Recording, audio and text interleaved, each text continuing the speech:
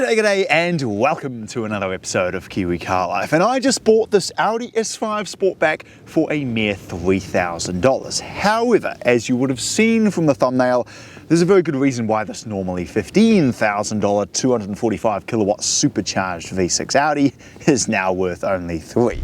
Yes, it has been in a fairly significant front-end collision. However, amazingly, the airbags didn't blow. If they had, well, would have been a parts car at best. But given the damage is purely cosmetic, I reckon with a few panels here at the front, we can get this S5 restored to its former supercharged glory. We picked this car up from a young guy who lived about half an hour away, who unfortunately had got into an accident without insurance. He said he drove it back from the site of the accident, which was 5 or so minutes away, no problem. So I decided to try to drive it home. The radiator was cracked and the supercharger pulley was rubbing on the plastic radiator support at idle, but I found that under light throttle the engine tensed up just enough where the belt no longer rubbed. So as to not risk overheating the 3-litre supercharged V6, I did the drive home in stages, dumping 5 litres of water into it every few minutes or so to make sure that it had enough in there to keep the engine cool on the drive home. And to my surprise, it made it home and didn't overheat at all, although the bonnet got caught in the Wellington wind,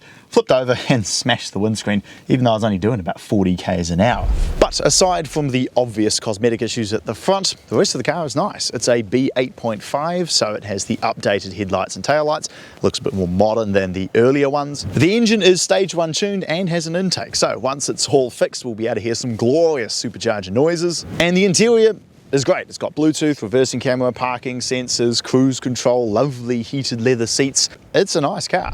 So, what do we need to fix on the mighty S5? Well, quite obviously, the bonnet, bumper, headlight, fender and windscreen are all absolutely toast. So I'm going to have to ring around all the local wreckers to try find some used parts that I can bang on this thing and then get them painted. Annoyingly though, behind the bumper, the front crash bar, the AC condenser and the radiator have all been pushed back and are now rubbing against the supercharger belt. So they're all probably going to need to be replaced as well. The mirror glass on this side must have fallen out and somebody's replaced it with a hacked together bit of shiny plastic that doesn't work at all. The tyres at the front are getting a bit low, which is just as well because the sidewall has a massive chunk taken out of it because all of the wheels on this car have been smashed into curbs repeatedly by people who can't drive. The whole side of the car is all covered in scrapes too, and I'm really hoping that these ones will buff off because I'm going to have to paint 3 panels at the front, which would be expensive enough as is without having to repaint the entire side of the car as well. And those ugly carbon fibre mirror caps have got to go. The tints are awful, there's sticker residue all over it. I found an old picture of this car where it had a massive exhaust on the back. Just, oh, I hate it when infants ruin cars like this. It's a nice red S5, just leave it. Anyway, angry Kiwi Car Life aside, let's start working on this car and hopefully by the end of today's video we will have ourselves a gorgeous supercharged S5 for you to enjoy listening to.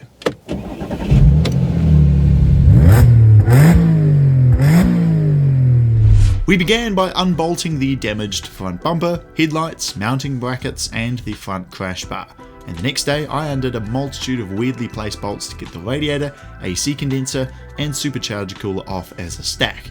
With everything at the front of the car that was damaged totally cleared out and removed, I could start the process of ordering all the parts I needed to put things back together.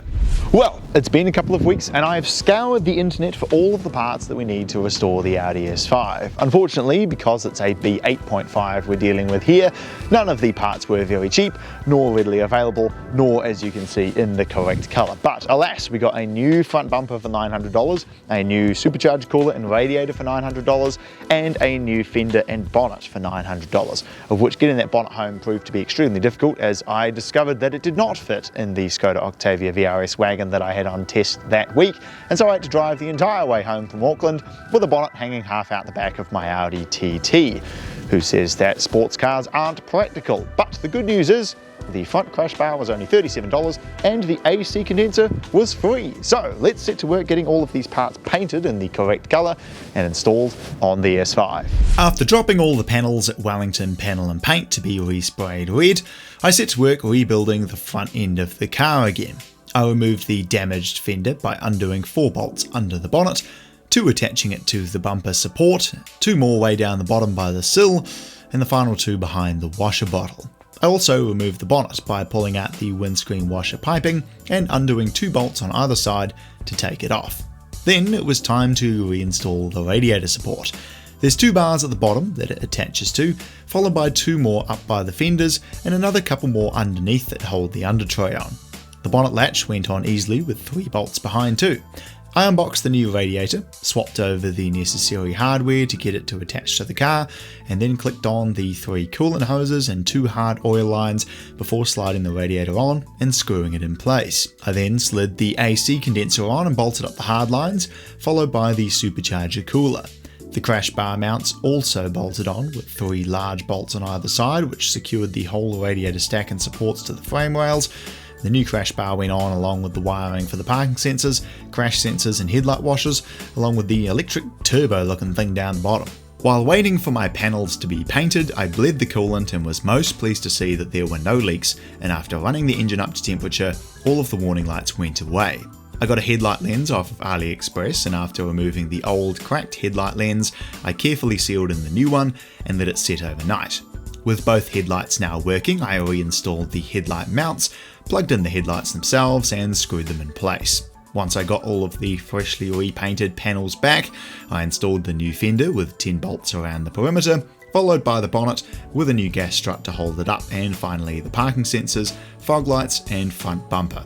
Now that the S5 was finally back together, I took it down to Advantage tyres to get a new front tyre put on and a wheel alignment completed. I stuck on a new mirror glass, got a new windscreen installed at Smith & Smith, and after my friend Jack gave it a service, all that was left to do was to give it a good clean. As the S5 had been sitting outside for quite some time, it was in desperate need of a good detail, so after scrubbing all the panels, the gaps and the door sills, I dried it off and clay barred the whole exterior, ready for polishing. After taking to every panel with my orbital polisher, finally the Misano red paint was starting to gleam like it did 12 years ago upon leaving the factory, and all of the nasty scratches down the side began to disappear.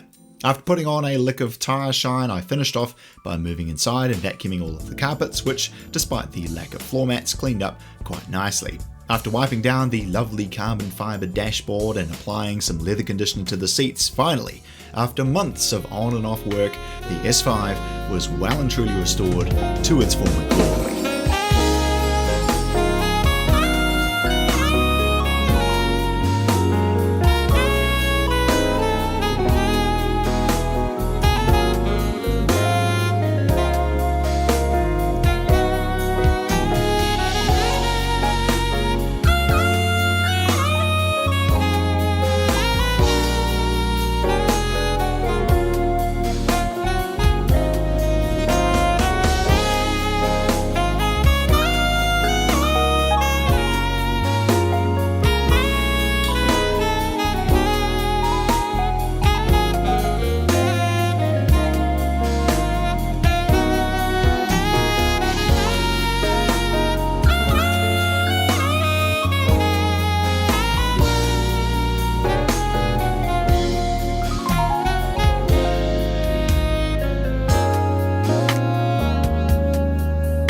I'm going to say it, in all honesty,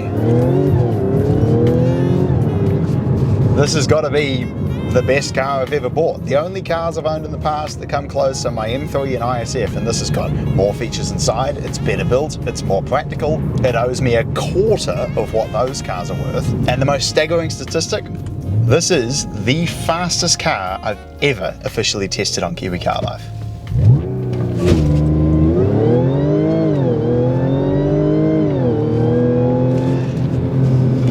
Ladies and gentlemen, is 0 to 100 k's an hour in 4 seconds flat, and boy does it make an absolutely sensational noise while doing it.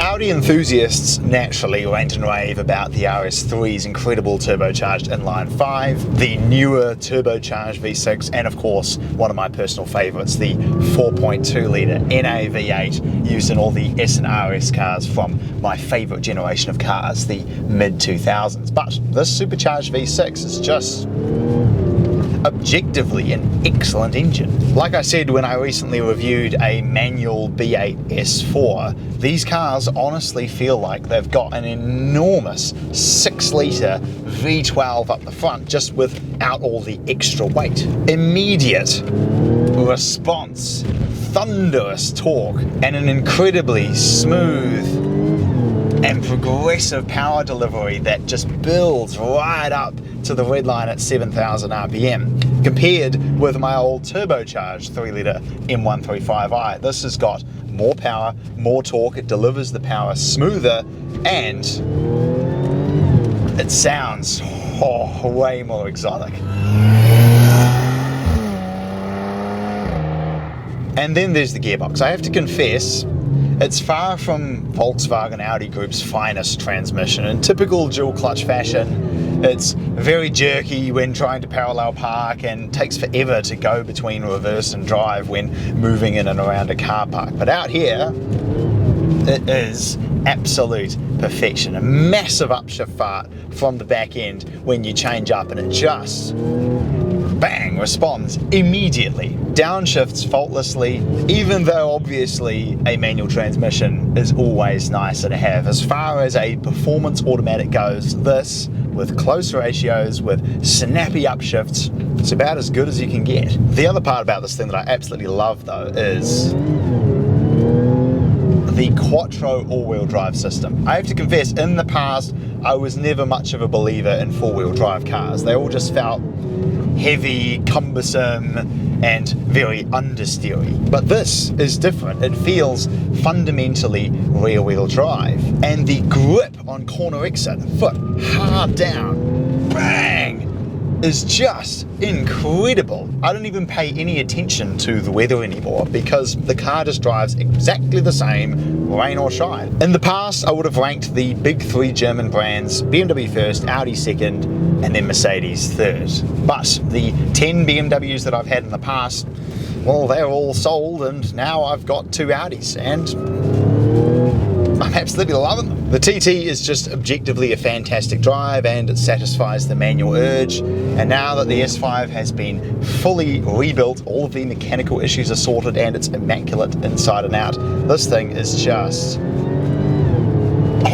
the ultimate road trip powerhouse that'll see me through to the new year. And so with that, I will say thank you very much for watching. I hope you enjoyed this restoration of the S5. This is unquestionably the biggest project that I've ever undertaken, but we pulled it off, and now this thing is just an absolute beast. Make sure to check out all of my other restorations by clicking on the playlist over here, and I will very much look forward to seeing you again next time.